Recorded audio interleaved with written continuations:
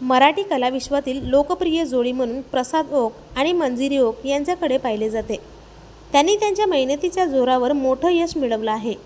त्या दोघांनी मिळून शून्यातून विश्व निर्माण केलं आहे।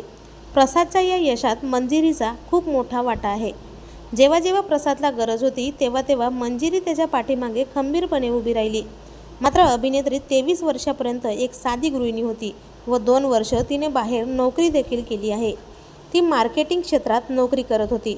मात्र नुकतंच दिलेल्या एका मुलाखतीत तिने 9 महिन्याची गरोदर असताना तिला धावत्या मुंबई लोकलमधून बाहेर ढकलून देण्यात आल्याचं सांगितलं आहे।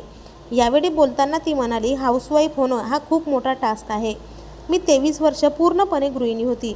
2 वर्षानंतर माझ्या मोठ्या मुलाचा जन्म होणार होता। मी 9 महिन्याची गरोदर होते। जॉबवरून निघाले आणि मला विराट फास्ट ट्रेनमधून एकदम बाहेर ढकलून दिले। माझे 9 महिने पूर्ण झाले होते आणि कधीही माझी डिलिव्हरी होईल असं होतं। पोटावर नाही पण प्लॅटफॉर्मवर पडले आणि मी खूप घाबरले। याच कारणामुळे पुढे मी ती नोकरी सोडली। जर मी पोटावर पडले असते तर माझा मोठा मुलगा आज या जगात नसता आणि मी देखील।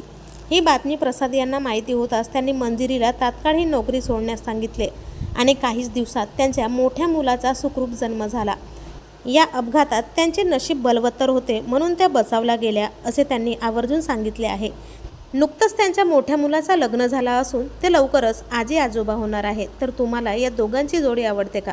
कमेंटमध्ये नक्की सांगा आणि चॅनलला नक्की सबस्क्राईब करा।